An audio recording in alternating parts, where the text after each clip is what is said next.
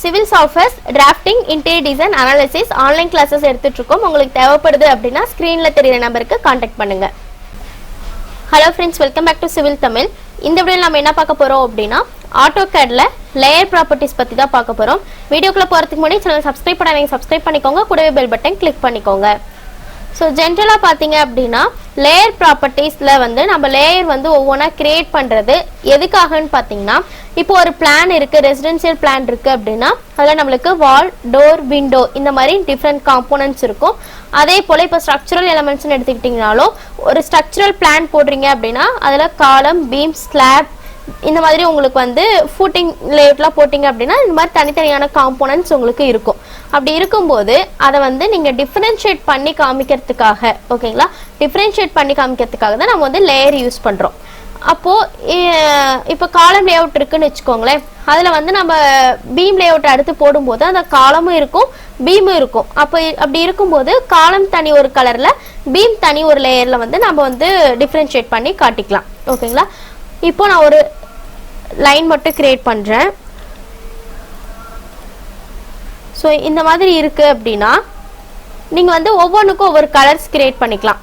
இப்போ இந்த இதுலேயே வந்து நான் உள்ள டெக்ஸ்ட் ஒன்று கிரியேட் பண்ணுறேன், இல்லை ஒரு சர்க்கிள் இருக்குது அப்படின்னா இது ரெண்டுக்கும் தனித்தனி கலர் கொடுத்துக்கலாம். இப்போ லேயர் ப்ராப்பர்ட்டிஸ் கிளிக் பண்ணிக்கிறேன்.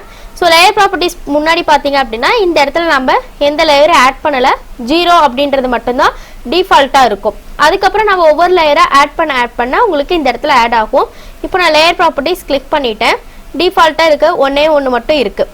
நம்ம நியூவாக ஆட் பண்ணணும் அப்படின்னா நம்மளுக்கு இந்த இடத்துல நியூ லேயர் அப்படின்னு ஒரு ஆப்ஷன் இருக்கும், அதை கிளிக் பண்ணிக்கிறேன். கிளிக் பண்ணிவிட்டு லேயர் 1ன்னு சொல்லி கிரியேட் ஆகும்.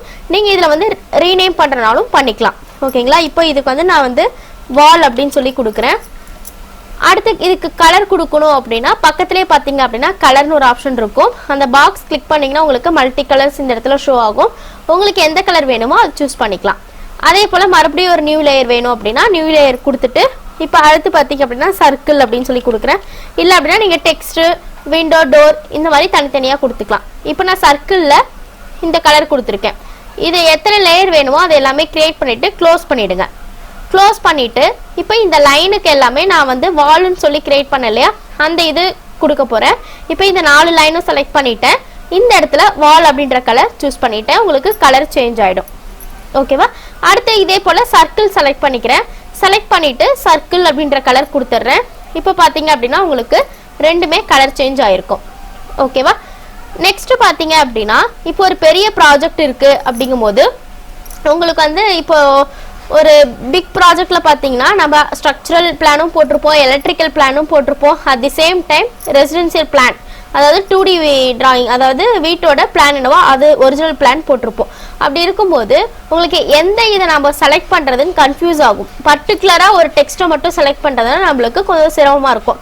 அப்போது நீங்கள் இந்த மாதிரி லேயர்ஸ் கொடுத்துருக்கும் போது பர்டிகுலராக ஒரு லேயரை மட்டும் நீங்கள் செலக்ட் பண்ணணுன்னா உங்களுக்கு வந்து ஜஸ்ட்டு என்ன பண்ணலாம் அப்படின்னா, இப்போது இது 3 லேயர் இருக்கு இல்லையா, இப்போ எனக்கு வால் அப்படின்ற லேயர் மட்டும்தான் செலக்ட் ஆகணும் அப்படின்னா மீதி எல்லாத்தையும் நீங்கள் வந்து பிளாக் பண்ணிடலாம், அதாவது லாக் பண்ணணும். ஓகேங்களா, இந்த இடத்துல ஒரு லாக் சிம்பிள் மாதிரி இருக்கும், அதை கிளிக் பண்ணிட்டீங்க அப்படின்னா லாக் ஆகிடும். இப்போ நம்மளுக்கு வால் மட்டும்தான் இருக்குது. இப்போது நீங்கள் செலக்ட் பண்ணிவிட்டு ஃபுல்லாகவுமே நீங்கள் செலக்ட் பண்ணிங்கன்னா கூட மறுபடியும் மூவ் பண்ணும்போது உங்களுக்கு அது மட்டும்தான் மூவ் ஆகும், மற்ற லேயர்ஸ் எல்லாமே உங்களுக்கு லாக் ஆகிடும். ஓகேவா, நீங்கள் எதுவுமே அந்த லேயரை வந்து மாடிஃபை பண்ண முடியாது. பர்டிகுலராக ஒரு டெக்ஸ்டையோ இல்லை ஒரு காலம், பீம் இந்த மாதிரி நீங்கள் செலக்ட் பண்ணணும் அப்படின்னா லேயர் கொடுத்துட்டீங்க அப்படின்னா ஈஸியாக இருக்கும். ஓகேங்களா, மறுபடியும் உங்களுக்கு தேவையானப்போ அன்லாக் பண்ணிக்கலாம்.